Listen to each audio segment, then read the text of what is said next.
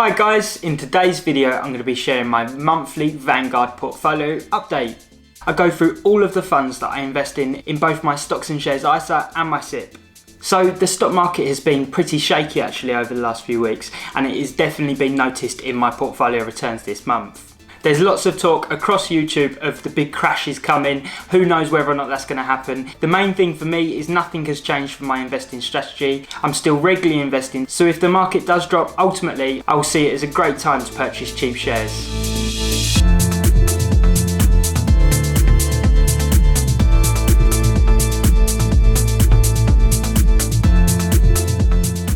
This week's viewer question is, what is your favourite index fund? Leave your comments below.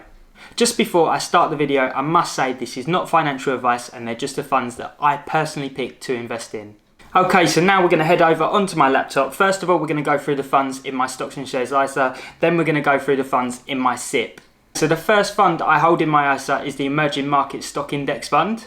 As always, I've added in last month's stats. So last month it made up 1.59% of my total ISA portfolio and it returned to me 0.77%. This month the weight has slightly gone down to 1.49% of my portfolio and it is down a massive 5.3%.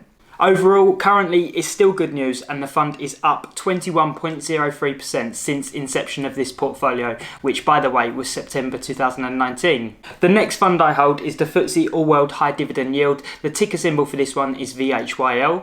As I'm sure you can tell from the name of the fund, this fund concentrates on paying a high dividend. Last month, the weight of this fund was 6.14% in my portfolio and it made a loss of minus 1.36%. This month, the weight has slightly increased. It's now 6.28% of the overall weight of my ISA portfolio and it's made me a gain of 2.96%. Overall, since inception, it's up 6.06%. I must add, a big part of this is down to the high dividends it paid because the performance of the growth of this fund hasn't been that great overall. Next fund I hold is the S&P 500 ETF, ticker symbol VUSA.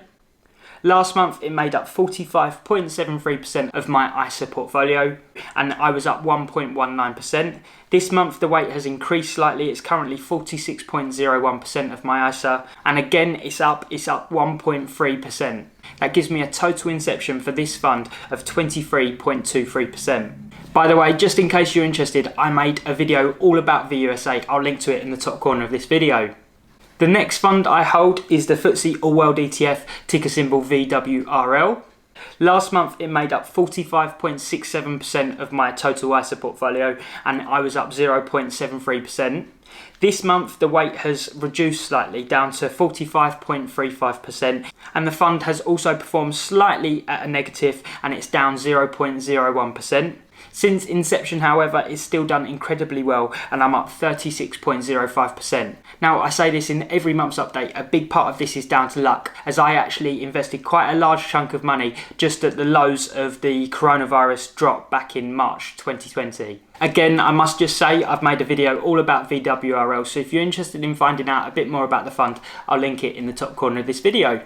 And then before we move over and find out the two funds I hold in my SIPP, the final fund in my ISA is the ESG Developed World All Cap Equity Index Fund, and this is an accumulating fund.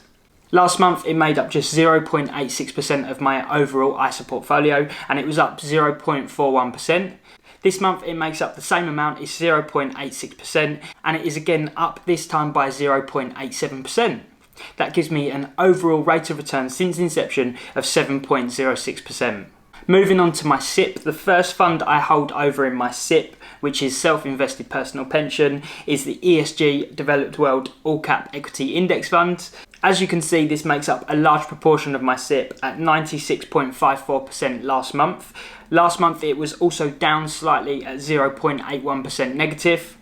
This month the weight has slightly decreased to 96.53%, however it is up by 0.9%. Since inception, this fund has currently made me a loss of 0.21%. However, I must add, this is mostly because I've put a large chunk of money into my SIPP recently, and to be honest, the markets have dropped slightly since then. The amount I've invested has affected this quite badly. However, I'm very confident that over time, I will start seeing some growth from this money.